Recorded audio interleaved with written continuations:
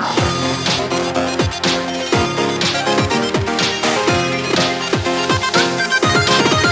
start.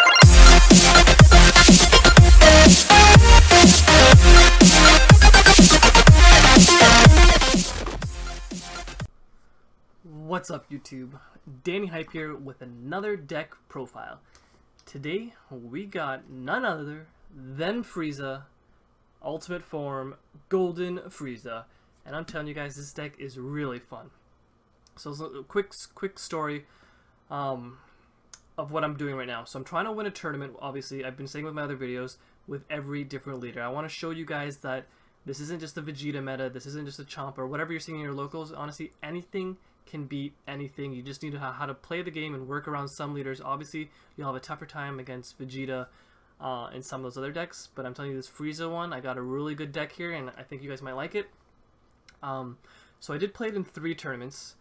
The first tournament I ended up going 2-1. I did lose one match against a Vegeta, but I made the mistake at the end when I went for game. Not only did I make a mistake, but he did pull, he top decked the one card in the entire set of cards that could beat me in that exact moment, which was the Son Goku, because I couldn't negate him and I didn't have enough combos for it. But I was literally, I had a bunch of negates, I had the stuff, I just didn't have the combos. That was literally the only card I could have lost to in that exact situation. So whatever, but I didn't win that tournament, so I didn't post, because that was a tournament a few days ago. Then the next couple days I went to another tournament, and I actually didn't lose the tournament, but I didn't technically win, because my first game ended up going to time, so I had a draw, and then after that I proceeded to win all my matches 2-0, 2-0, 2-0. I ended up at the tournament 3-0-1, so I actually didn't lose, but there was a Vegeta player out there who went 4-0, and he won the tournament, and I actually didn't get to play against him.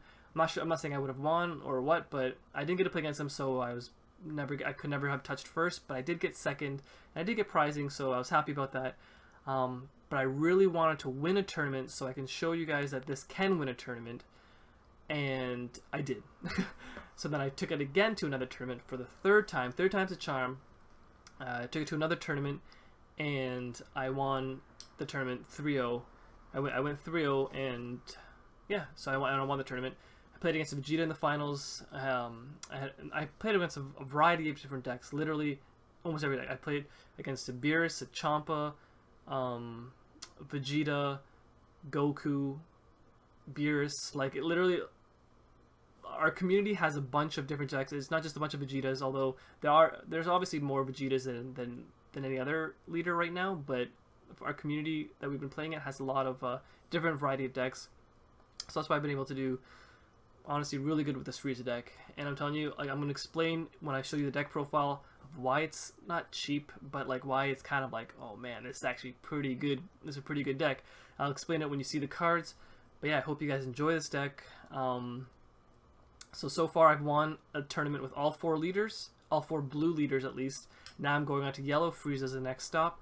I'm going to try Ginyu maybe, and then, or the other Frieza, or I might just skip them because I don't know if I like those leaders. I might try to do some green leaders. But yeah, for the most part, I've been winning tournaments with a bunch of different decks, different leaders, so, you know, check me out, check out my other videos. You guys, if you don't want to just play Vegeta like everybody else is, you can win tournaments with these other decks, especially this one. This one is really fun. Check it out. Actually, before you see the video, one more thing. I just want to make a shout out to all you guys who've given me so much support, either on Reddit, Facebook, and just commenting here. Like, when you guys, and I have a lot of people messaging me asking me to help them build their decks or deck ideas or what, just my thoughts in general, and I love it, especially when you guys just ask me random things, show me your decks, and you want to deck talk, theory talk. It's actually really great. Like, my experience so far with you guys on the community, everyone's been super nice. But yeah, I love seeing your comments. I love it when you guys message me, so please keep it up. Slowly but surely, I will try growing this to a really good channel, hopefully give you guys really good content. My friend just came back from Japan who helps me design things, so hopefully you'll start seeing better quality things out there. He's working on the thumbnails right now, which I really like. Maybe if you guys like it, throw a comment down section below just to let him know. He does do a lot of cool stuff for me too, so yeah, shout out to my friend George. Thanks for all the help, and yeah, so here's the deck now. Sorry, super last note. I am actually going to put another video up of one of my tournament matches that I played, because I want to show you guys. I explain it while I'm talking about the deck, but I want to show you guys it in action of how it actually worked out for me. I did record one of my matches, so I'm going to post another video of that, so stay tuned for that. But yeah, now here's the deck. Alright guys, so here is the Ultimate Form Golden Frieza deck. A deck I honestly think it's really fun. I really like it.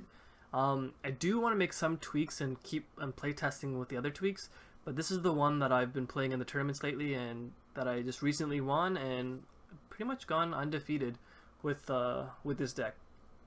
And yeah, it has some matchups. It's just you can't lose. Honestly, there's some matchups where you just it's impossible for you to lose. It feels like. But yeah, let's start it off. So let's start off with your leader, which is Frieza. On its front unawakened side, it's once per turn you can sack one of your Frieza army battle cards. Then you can draw a card and untap one of your mana or your energy. Sorry. So yeah, that's its front side, and then its awakened side is basically the same thing. You sack a Frieza army, you draw a card and untap two, which is, I think it's really good. And Frieza is one of the only leaders. There's only 3 other leaders that, on their unawakened side, can draw a card, which no other leader can. There's that one. There's Gohan with his, but he has a condition where he has to be above life. And then there's Champa, which is you need a 15k or to attack, which is really good too. But Frieza is a really fun deck, and let's just get into it. So yeah, the first card are 1-drops. Avenging Frieza, or 1-drop yellows. This is a really good card. You play it, look at the top 3 cards of your deck, and then you can pull a 2-drop or less Frieza army and pull it to your hand. So basically, you can grab another Avenging Frieza, a Ginyu Force Guldo, and a Sorbet. And the other thing is they can actually pull your 10k combo card, Dodoria, which no other color can pull their 10k combo card, which can come in handy. And he's really good because once you play him and you get that plus from that card, you can then sack him with Frieza's ability, draw another card, and then untap a mana. So if you don't whiff on your Avenging Frieza here, it's really, really nice, and it just makes the game flow so much better. The next one is Guldo. It's a really good card too, just because there's a lot of pesky 1-drops that are, yeah, there's just a lot of really pesky 1-drops. And I guess some 2-drops that he can help you deal with. So basically, he comes into play. You can, if you have Frieza army, which we do, you can put to rest one of your opponent's 2-drops and under, and that can help with things like if they have blockers you want to get rid of, if they have the Brawly card so they can't evolve on top of it, or any cards that can be involved on top of that are 2 or less. You can help deal with that because you can exhaust them, and then he can swing into, and then your leader can just like swing into or something. That's actually another thing with Frieza too, which that you should do. Let's say, like, especially against Kaba, because Kaba's a really popular card in red. And let's say the first turn he swings with his Kaba, and now he's left there defenseless, and he's only a 5k. On your turn, you drop an Avenging Frieza, you do all the shenanigans, you pull your card, all that stuff, you swing with Frieza, kill their Kaba, then you sack your Frieza, and you're just plussing and they're negging, and it's all great. Although Ginyu Force or Guldo's too weak, he can actually kill Bulma, I guess. He can exhaust a Bulma and kill that if you please. But the exhaust thing is actually really good. Then there's Sorbet. He is just another blocker. They're both blockers, however, I don't use them too often as blockers unless I actually need to. For the most part, I just sack them to draw another card, just to kind of mill through my deck a little bit faster. But yeah, for the most part, I don't use the whole blocking aspect of it. And then also with Sobert's effect, his effect is actually, it's pretty good. You ditch a card, and then you can pull 2 cards from the top of your deck, and they become your combo cards, like when you're in battle. Although I don't play too many things that can actually activate from it, so I really don't use his effect. I kind of just use him mainly to sack, so I can just use as a 1-drop, and he's a blocker if I need to, and I can just sack him. And then there are these some occasions where I could use his effect and get lucky, I guess, and hit it. But for the most part, yeah, he's just a blocker that I usually sack for Frieza's ability, and he's just another thing Avenging Frieza can pull out for me. Yeah, so that's the 1 drops for yellow, and then you have your basic 10k combo cards, which are yeah, it's really good combo cards. They're must in all decks. Every color has a combo card and the 10k combos, and you just need them for all decks. Going on to our blue, actually sorry, we'll keep on the yellow. So now there's the next, probably the best card, if not, or first or second best card of yellow, which is Mecha Frieza, the returning terror. Dual attack, double strike, and that's the thing that people don't, it's like people talk about it a lot, but so no matter what, he has dual attack. Now his auto is when he comes into play, you can discard a card from your hand and he can kill 2 of your opponent's rested battle cards, which is actually a huge like swing, like killing 2 of their guys that are actually like big threats, and all you have to do is discard a card. Yeah, it's great. So you kill the 2 cards, and then this is a separate ability. It's like then this card has a double strike for the duration of turn. So you don't actually have to pitch a card to get the double strike. So no matter what, on the first turn you play this this Mecha Frieza, you will get dual attack, double strike for the turn. If you don't pitch a card, you just don't get to do the kill effect. But that's the thing that people talk about a lot when I've been seeing, because people say that you don't get the dual attack if you don't discard, but you actually do get it. So yeah, it's a really good card. So if you, it's just a dual double strike, which is really good. The next card is the promo card, Clan of Terror Frieza, which is actually a really good card. Like this card is the only card that can help you actually look at your opponent's hand, and that information is like invaluable. Like knowing what they can combo with, knowing how many counters they have, knowing what their next couple turns could look like. Playing this card is actually, it can help you win games, especially if you're pushing for the win. You look at their hand, see, you count off their combo, see if they can even stop you, and if they can or can't, then that changes how you're going to play out your turn. A really good card. Unfortunately, it is a promo. They are kind of expensive and or hard to find, at least in my area. I live in Canada, so we don't actually have too many promo cards up here. I'm sure the States, you guys have all the promo cards in the world, but we do not, unfortunately. So this is a hard card to come by. If you don't have it and you want to play this deck, an easy substitute, you can just play King Cold. King Cold is actually a really good card. I actually have it in this deck. I actually had it in this deck for the tournament, but I took it out because I rarely used it. But when I did, it was really good when I had to. Just because the 3 cost of its yellow was kind of steep sometimes, and I just never had it up at certain points when I needed it. But it's still, King Cold is still a really good card. Yeah, so that's just an easy replacement if you don't have the Clan of Terror Mecha Frieza. Now for our blue cards, we have our Energy Boost Boo, which I actually didn't have in the deck for the tournament. But I figured there were so many times where, I'll tell you how the deck is going to be played in a bit, but there's so many times I wanted to keep drawing cards to find my beers, or even find my results of training. So just another good card. Comes out, draw a card, and he's just another 5k combo, another body out there, which is always nice. Then there's our next 4-drop, Energy Boost Beers. I think he's one of the best blue cards that there is. Basically, when you have 5 energy, you play him and you just kill anything. Anything that's a nuisance, you kill him. So Mecha Frieza and Energy Boost Beers, they help you clear your opponent's field at honestly really little cost. And he has double strike and he's strong. So he's a really good card. Then the big boy, Beerus, General of Demolition. I actually played 3 of him during these tournaments because I wanted to find him sooner than later, and then I kept finding games where I just couldn't run into him somehow, even though I was drawing so many cards. And that's another reason why I added, that's the reason I had 3, but now I've lowered it to 2, and now I have Energy Boost Beer, so I'm hoping to draw into it sooner. I think this will be better. But yeah, he is one of your win conditions. Honestly, that's why I was looking at this deck, and I kind of feel like I might want to change it up. I want to playtest more, even though I haven't actually lost with this deck. Your win condition is Beerus, which I'll explain in a sec. And then after that, it's really just your leader, Energy Boost Beerus, and Mecha Frieza. Mecha Frieza is actually really good because of the dual attack, double strike when it comes out. It puts a lot of pressure on your opponents. So those are good enough kill cards, but yeah, I'll explain in a sec how this deck really runs with the Beerus. Against certain decks. Obviously, you have to change your play, and you have to know your opponent's deck to know how you're going to approach this. So it's not just an easy deck to play, but I'll get into it. And then let's go to our extra cards.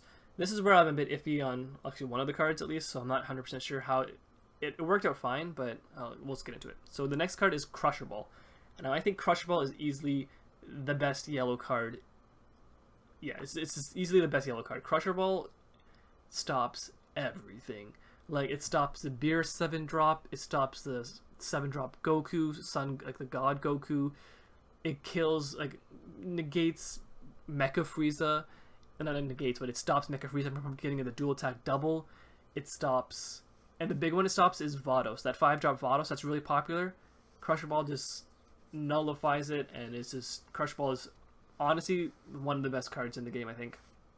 It's very, very good and comes in clutch very often. The next card here is Cold Bloodlust. I only play 2 of, because I really only save it for, like, it's a good card. You play it and it negates.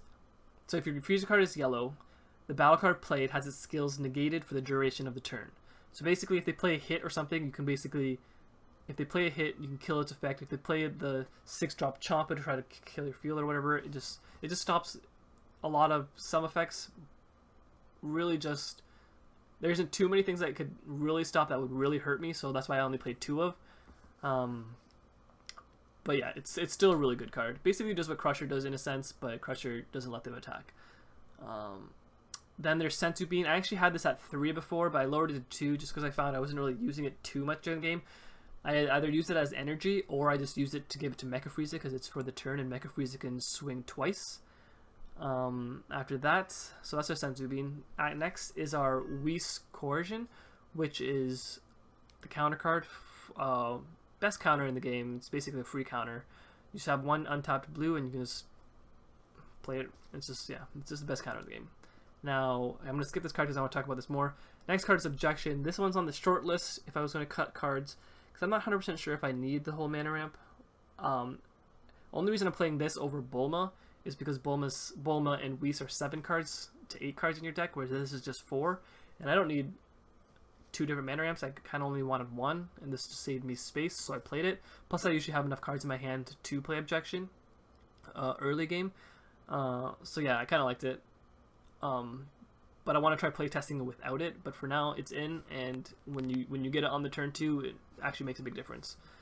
Now, the card that I honestly think needs to be in almost every deck that can't Force Awaken. If you can't Force Awaken, you need to splash blue, and you need to play this card. Result of Training is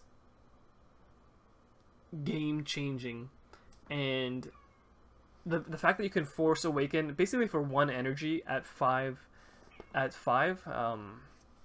is just too good. It's so good. You play it at 5, you untap 4, and you can awaken that turn.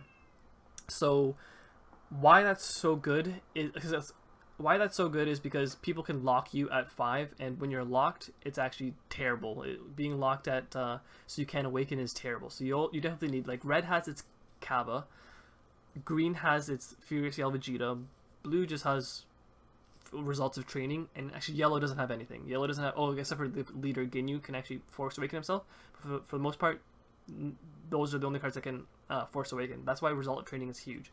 And that is why this deck beats a lot of decks that don't have that.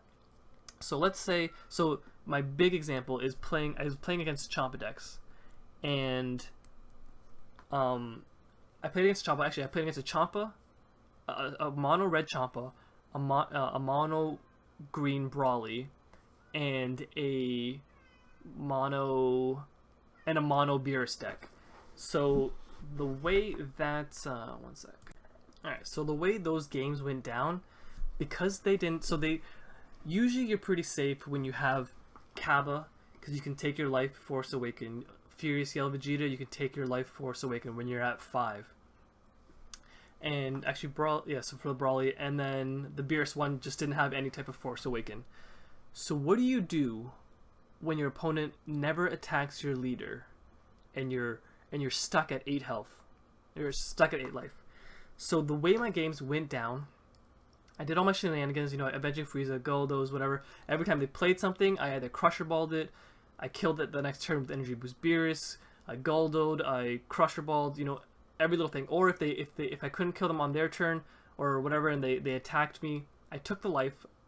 If they wanted to awaken me, they could awaken me. If they didn't awaken me, I would just result of training eventually and awaken myself. But I never once attacked them with my leader or basically any card. So now it's like, how am I supposed to win if I don't attack them? Purely them not getting cards. So let's say for them, they start on turn 6. Sorry. They start on turn 1. They have 6 cards.